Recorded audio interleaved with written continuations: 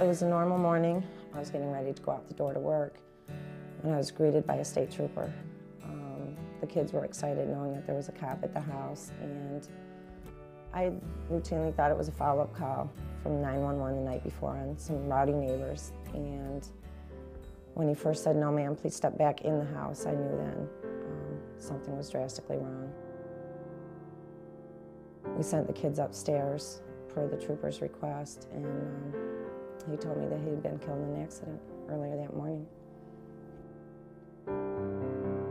I met Bob and Jill at the nursing home that I was working with. Jill was interested in increasing their life insurance protection. They felt they didn't have enough. He explained everything. I showed it to my husband. We went in, we signed the paperwork. Actually, I think it was probably within a week's time before his death. It was probably a week or two after the accident, and things were starting to settle down per se, and we were, going over figures of how much this was, how much that was, and she just looked at me and said, "I'm sunk." I had just received a phone call from the company he had worked for to explain what the death benefit was, and that was a flat rate, and that was it. It was really kind of ironic that we were having this conversation, and the phone rang, and it was Stuart, her insurance agent. I just said, "Jill, I want you to know that Bob's policy was issued, and we're going to pay the claim." It was a great relief just to know that there was that much extra cushion that we had to work with. In my mind, everything would be okay financially. We would be able to have a place for the kids. What kind of animals are Pinky and the Brain? What? All right. Bob had been in the military for years, and they bopped around from here to there and just never really had a place to call home.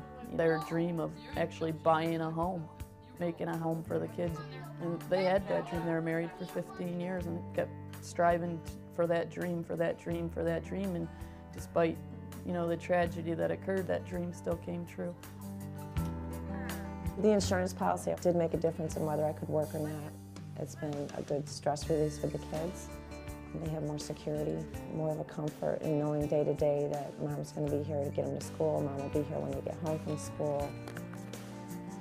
Got math on No. The life insurance didn't bring my husband back, but it gave us the ability to sustain and to try to rebuild. And since then, I've bought additional insurance, figuring, God forbid, if something happens to me, I want to make sure that the 4 kids can continue on and not have the worry of the financial burden. It's still very difficult to try and carry on.